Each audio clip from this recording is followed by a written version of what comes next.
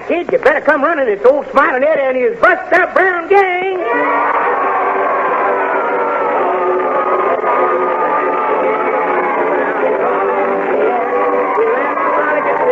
Come on, you buddies, and shout, Buster Brown is on the air. Hello, kids. Hello, mother. Hello, daddy. Hello, grandmother. Hello, granddad. Aunts and uncles and nieces and nephews and brothers and sisters and cousins and pets. And everybody, this is your old buddy Smilin Ed and his big Buster Brown gang getting set for another good old Saturday jamboree. And we're going to have more fun than a barrel of monkeys. Just wait till you hear my exciting Indian story for today. Boy, oh boy, we're all here. Yes, sir, and just raring to go. How are you today, Squeaky the Mouse? How are you? Oh, you're all right. Yeah, you're the cutest little mouse there is. We're going to have a tune on your little magic music box after a while, too. And if old Froggy the Gremlin bothers you today, I'll sprinkle so much salt on him, well, we'll all be able to see him, and then we'll grab him and give him a good spanking. I know a riddle, I do. Oh, there he is now. Froggy, you had better be good today. I know a riddle, I do. Well, you can just keep it to yourself. We don't want to hear it. Don't you want to hear it? Don't you? No, we don't. Then I'll tell it to you. I will. How can you keep a rooster from crowing on Sunday morning? How can you? What'd you say? How do I know? How can you keep a rooster from crowing on Sunday morning? Cut his head off Saturday night. Well, for goodness sake, such a riddle. Even old Grandy laughed at that one. Well, that'll be enough from you today, Froggy. Meow. Well, midnight, you nice old tabby cat, you. I was wondering where you were. Well, I wish you'd look. Midnight has on her new Buster Brown shoes. I bet she's going to dance to the music box today, aren't you, Midnight? Meow. Well, that's just swell. Midnight and Squeaky get lots of letters about their dancing, too. I just mailed myself a letter, I did. Oh, listen to that. You just mailed yourself a letter, Froggy. Well, what did you say to yourself? How do I know? How do I know? I won't get it till tomorrow. I won't. Oh, Froggy, if you don't get out of here. Well, what'd you say, Granny? Oh, Granny says, I'm sleepy. Well, the very idea. We can't have any sleepy folks around here. Hey, kids, shall we wake old Granny up with a song, shall we, huh? Okay, let's wake him up with a good old army song. Come on. Company! The other day I chanced to meet an old friend of mine. He'd been in camp for several weeks, and he was looking fine. His muscles had developed, and his cheeks were rosy red. I asked him how he liked the life, and this is what he said. Oh, how I hate to get up in the morning.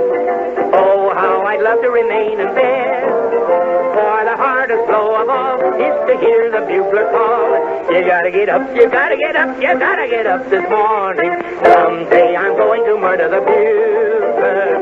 Someday they're going to find him dead. Oh, I'll amputate his reveille and step upon it heavily and spend the rest of my life in bed. Hey, soldier, time to get up. Oh, Mother, I don't want to get up. I'm sleepy. Come on, soldier, come on. You'll be late for school. Oh, why does that feller have to get up so early? Gee whiz, I'm sleepy. Oh, how I hate to get up in the morning. Oh, how I'd love to remain in bed. Oh, the hardest blow of all is to hear the bugler call. You gotta get up this morning. Oh, boy, the minute the battle is over. Oh, boy, the minute the foe is dead. I'll put my uniform away and move to Philadelphia and spend the rest of my life in bed.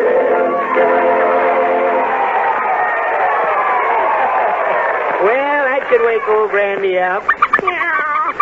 What's the matter with you, Squeaky, and Midnight? Oh, yeah, I see. Oh, you want to play your little music box. Well, I don't know. I'll ask the kids about it. Hey, kids, shall we let Squeaky and Midnight play the music box now, huh? Okay, all right, Squeaky, get over there and wind it up now.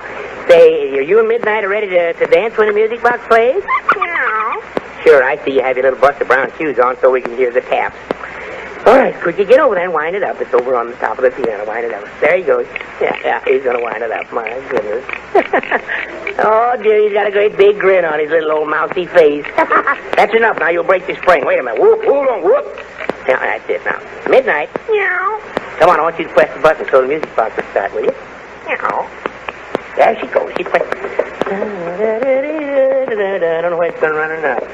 It's moving. Something moving in there. Yeah. Something's going to do it, I guess. There it goes. Oh, my goodness, will you listen to that? That sweet low twill. Isn't that a crazy song? I know that. Oh, sweet low twill, puffing on cornfield. Sweet low twill, whittling on wood. Sitting there wishing he could go fishing over the hill. Sweet low twill. Uh-oh. There they go. Oh, my goodness. Squeaky and Midnight dancing on the piano. Don't it look cute dancing there? Yes, so up there they made a big turn.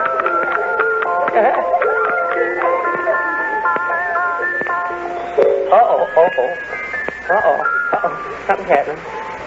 Oh, it's running down. Oh, dear, the little old music box run down.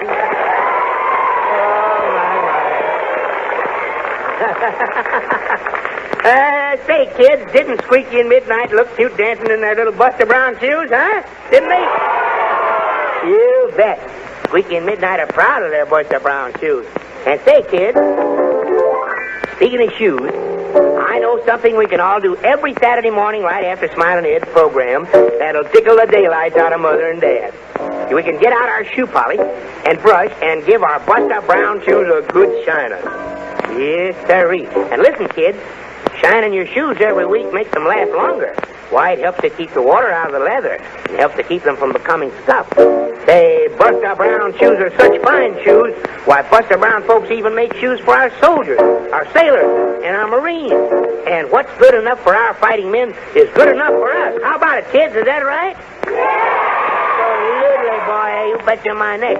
And that's why I want you to be sure and get the name of the store that sells Buster Brown shoes in your town when the announcer comes on after our story to tell us about it.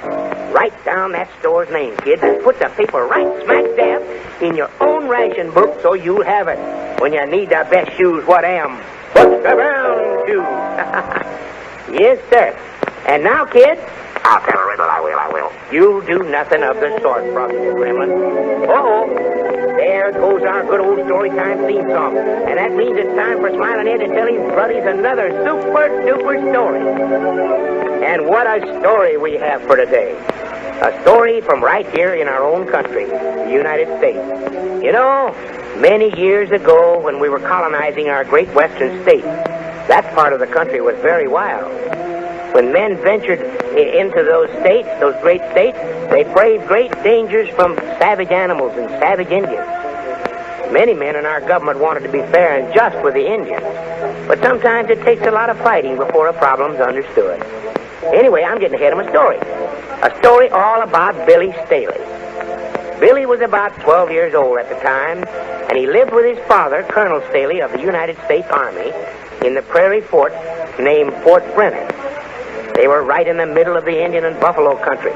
And Billy, even though a young boy, was a crack shot with a sharp rifle and a Colt Frontier 44 revolver. He was a crack rider, too. And as we join the story, he's galloping across the plains on his Pinto Bronco pace. Listen. Oh, there it is again. Prairie grass all trampled, but just in a narrow path. Just as I thought. That's Indian sign. Now, let's see, this trail was made by a good-sized Indian war party on horseback, riding single file. Or Kit Masters didn't teach me how to read Indian signs. Let's go, Pete. They don't want to hear about this. Good boy.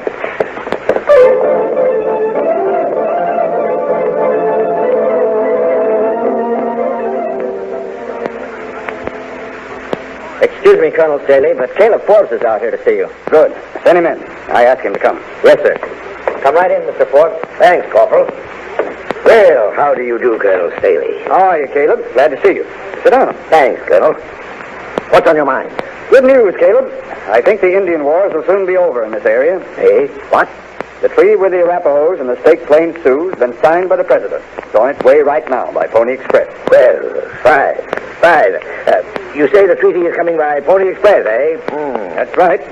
Now, of course, the government hasn't appointed a real Indian agent for this territory as yet. But you have so much influence with the Indians, I thought you'd sit in with us and sort of officiate when we sign the treaty. Well, now, I'll think it over. Pony Express won't be here for some time with that treaty, I suppose. Matter of fact, it should be here tomorrow. Tomorrow? I'll have to... That is, fine. We'll get together and... Dad, I've been on the prairie and... Oh, I'm sorry. I didn't know someone was with you. Son, this is Caleb Forbes. He's known out here as the Indian man. Caleb, it's my son, Billy. Glad to meet you, sir. Glad to meet up with you, son. Dad, I found Indians on the prairie. A war party. A war party? Yes, sir. All the signs were there. It wasn't a hunting party. How about that, Forbes? You promised me the Indians would be quiet. I think the kid's mistaken. No Indians on the warpath. I'm sorry, sir. The pitmasters trained me to read sign in the trail. And I know a war party's trail when I see one. Well, you misread that one. Take it from me. Colonel, I gotta be going. Send me a message when that treaty gets here. If it ever does.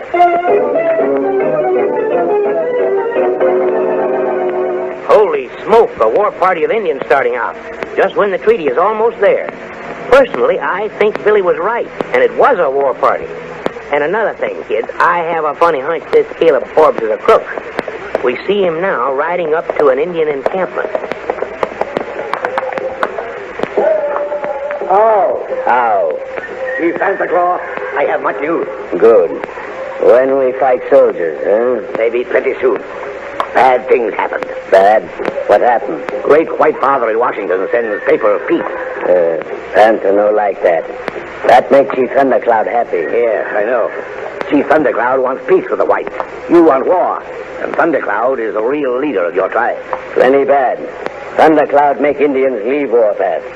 No fight soldiers in fort when paper come. Okay, Santa. Want to listen to me? Santa, listen. Me want warpath. Young brave want come with me. Make fight with soldier. Any scalp.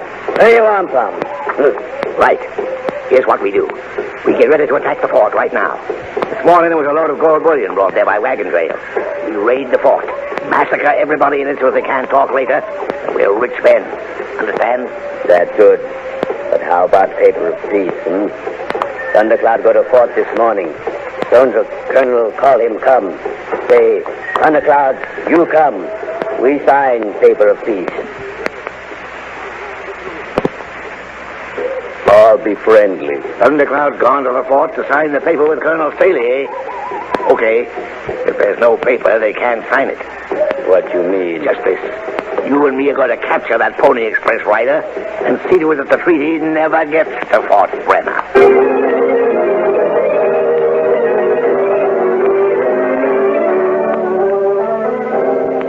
Hey, would you listen to that? I guess we were right, huh? That old Caleb Forbes is a downright crook. Isn't this a swell story, kids, huh? You like it? You bet your life. You bet your life. Old Smilin Ed has a million good stories for his buddies. And we'll finish our story in just a minute. But, kids, did you ever have someone get all your fingers in his hand and squeeze until they hurt? Sure you have. You've done that.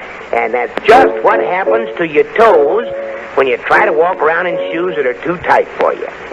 But when your Buster Brown shoe man fits you with Buster Brown shoes, boy, oh boy, they fit you to a T, with plenty of room to let your toes grow straight as they should. So, before you buy shoes, just look inside the shoe for that good old name, Buster Brown. If that name isn't there, you just say, hold on there, Mr. Shoe Man. I've got to have genuine Buster Brown shoes. Yes, sir. Tell him you're old Smilin Ed's buddy and you mean business. And kids, be sure to have your pencil and paper ready to put down the name of the store in your town that sells Buster Brown shoes when the announcer tells you about it in a few minutes. Remember, put that paper right in your own ration book where Mother can see it. We can't afford to make any mistake about Buster Brown shoes because we're buddies and we stick together. But now let's get back to Fort Brenner, where Colonel Staley and Chief Thundercloud are waiting for the Pony Express rider with the treaty. But young Billy, he didn't have time to sit around and wait for the Pony Express rider. He saddled up Paint and went out on the prairie.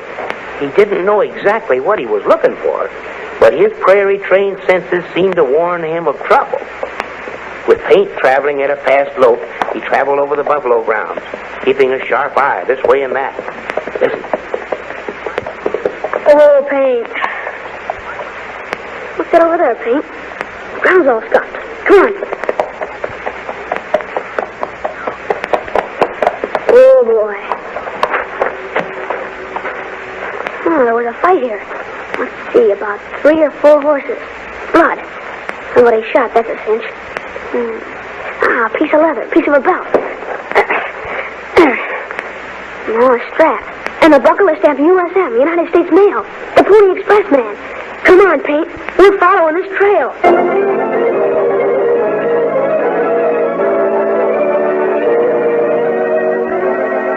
And young Billy was right. It was the Pony Express rider. Forbes and Panther Claw waited in a thicket alongside the trail. And when the rider came along, they attacked and wounded him. And then tying him up with ropes, they threw him across a horse and hurried back to where the war party of Indians was waiting. Listen. Okay, Panther Claw. I got him. Ease him out of the saddle. Me too. There. Now, let me go through that mail pouch. I'll rip it open.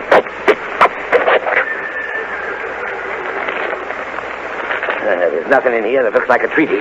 Maybe him already been to fort. Leave paper of peace with soldier, No, I don't think so. Couldn't have gone to the fort and then been where we jumped him. He might have that treaty hidden somewhere. We'll tie him up in this thicket here. Nobody will find him. We can come back to him after we've attacked the fort. Let's go.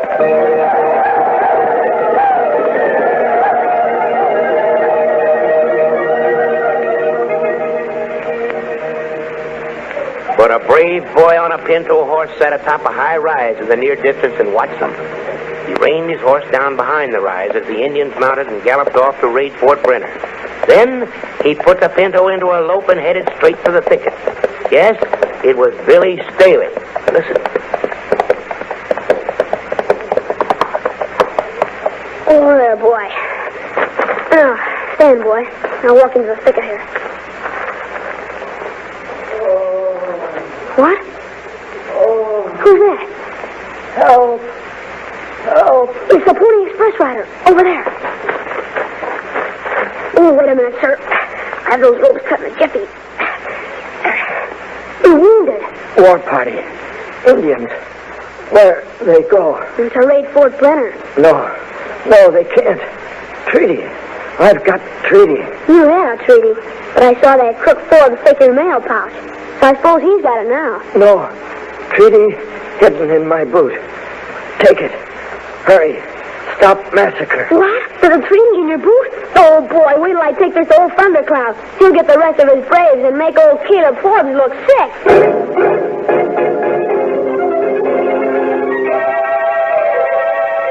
But while Billy was riding to Thundercloud's camp, Forbes and Panther Claw and the war party have ridden fast. And now they've surrounded Fort Brenner. Already the great circle of death has been formed by the Indians. And they're riding pell-mell in a huge circle around the fort, hanging onto the sides of their horses and shooting at the soldiers inside. Another group of braves have dismounted. They're shooting flaming arrows into the fort, trying to start it ablaze. Listen. Come on, men. Make every some task. They're charging against us. What's wrong with them? They're running away, Sergeant. What's this? Sure enough, sir. The man's right. Look, we wasn't turning them enough for that. They're running away. No wonder. Look what's coming. Holy smoke, more Indians. Now we're really in for it. No, we're not. Look, that pinto pony in the lead. That's my boy. That's Billy. Why, sure enough, sir. And next to him on that big black stallion. If that ain't Chief Thundercloud, I'm in the Navy. It is. And look, the Indians that attacked the fort. Thundercloud and his braves have rounded them up. Say, those men were out on their own. Here, Sergeant, get the main gates open. Billy and Thundercloud are coming and fast.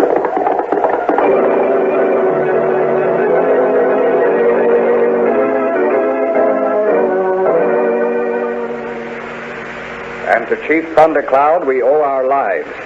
He came in the last moment. We could not have held out much longer. Thank you, Chief Thundercloud. No, thank me. Thank boy. He brave boy, wise boy. Someday he be great chief. Now, paper sign. We at peace. I have peace pipe. We smoke. Yes, Chief Thundercloud. We smoke to a life of peace between red man and white. Good. I smoke to west wind. I smoke to east wind. I smoke to north wind. I smoke to south wind. I smoke to stars and moon. I smoke to earth.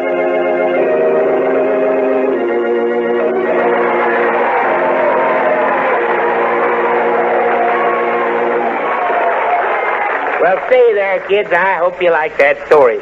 But that little old Billy sure used his head.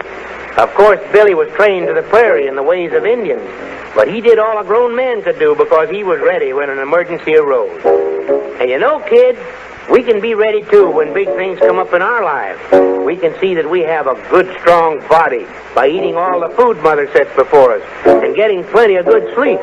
We can study at school so that we be plenty smart and know how to handle things that come up. Oh, for goodness sake, looks to me like something's coming up right now. What on earth is this? Here come elephants, tigers, monkeys, pigs, chickens, cats. Oh, for heaven's sake. Here come all the animals in Uncle Noah's Ark. A long, long time ago, that's all you kids should know. Uncle Noah built himself an ark. For 40 days and nights, the rain was sure a fright, and the animals nearly tore his ark apart.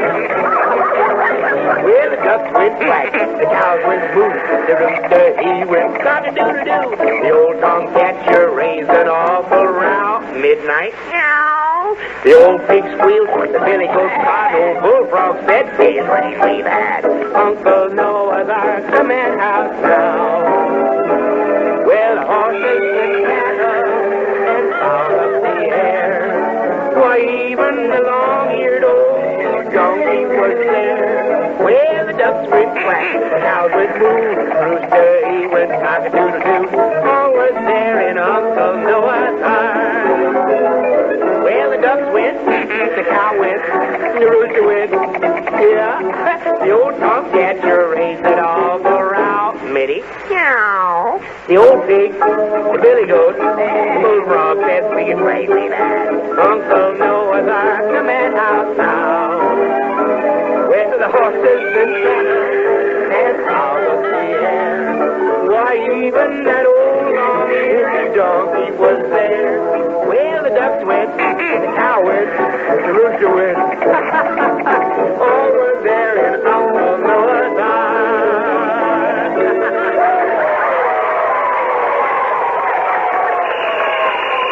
Uh-oh, what's that? Well, bless my soul if it isn't our good old mailman's whistle. Land the Goshen, yes. Give me a hand with these here sacks, Okay. Smilin Ed. Oh, dear, must be 100,000 letters in here. Oh, no, Mr. Mailman, there couldn't be that many letters there. Well, maybe not, but I bet there's 1,000,000 of them anyway. Oh, for goodness sake. Well, I don't care for the trillion of them. Everybody and sweetheart of mine who wrote me for our super-duper official Buster Brown birthday card will get one. You can bet your neck on that. And say, kids, if you're having a birthday, whenever you're having a birthday, sit down and write right after our program and write old Smilin' Ed and care the station you're listening to right now for your very own Buster Brown birthday card with all our pictures on it. Just tell me how old you are, and I'll send it to Callahoo. Yes, sir. And now we're all going to sing our official birthday song for all you birthday havers. I want you to stand up wherever you are out there for you're having a birthday. Here we go. Happy birthday to you, Squeaky. Froggy? Happy birthday, Happy birthday to... Now all together, everybody. Happy birthday to you. Happy birthday to you. Happy birthday, dear buddy. Happy birthday to you. Yes, sir, happy birthday to all my buddies and sweethearts. Don't forget to send for your special Buster Brown birthday card now. Now, I told you I'd have your announcer come in to tell you where to get Smilin' Ed's Buster Brown shoes in your town. Grab your pencil quick, kids, now, and write down the name of the store, because here it comes. I'll be back in just a minute. Come on in, Mr. Announcer. Yes, Smiling Ed, I'll tell your buddies how to find the store that sells Buster Brown shoes. It's easy, kids. Just pick up your telephone book and turn to the yellow pages till you come to the heading of shoes. There you'll find the name Buster Brown, and under it the name and address of the store nearest you that sells Buster Brown shoes. And here's another way to find the store that sells Buster Brown shoes. Look on the radio page of your Friday evening newspaper. Yes, on the radio page of every Friday evening's paper, you'll find the store that sells Buster Brown shoes in your town. Look for the name of that store right now, kids. Write it down, and then you'll be all set for swell Buster Brown shoes when you need them.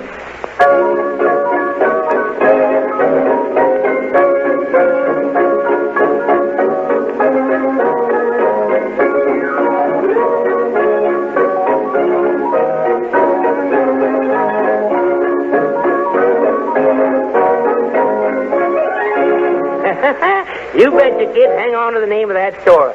Put it right in your own ration book. And now, kids, has everyone had fun around here today, huh? You betcha. Well, you haven't heard or seen anything yet. Just wait till next Saturday at this same time when old Smilin' Ed tells you a story about a brave little girl who helped out with the Japanese down in the Philippines. Oh, is it thrilling? I want every single one of my buddies and sweethearts to be right on hand next Saturday. And say, buddies, be sure to tell every kid you meet next week about our fun every Saturday. We're buddies and we stick together. And don't forget to go to church or Sunday school tomorrow. I'm counting on you. Keep listening for this little tune. When you hear it, come a-running. The happy gang of Buster Brown is on the air. The happy gang of Buster Brown now leads the air. So watch for us, buddies. Next Saturday we'll come with a bang and a big parade. Buster Brown is on the air.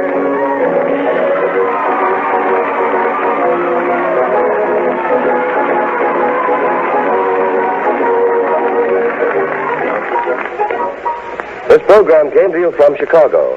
This is the National Broadcasting Company.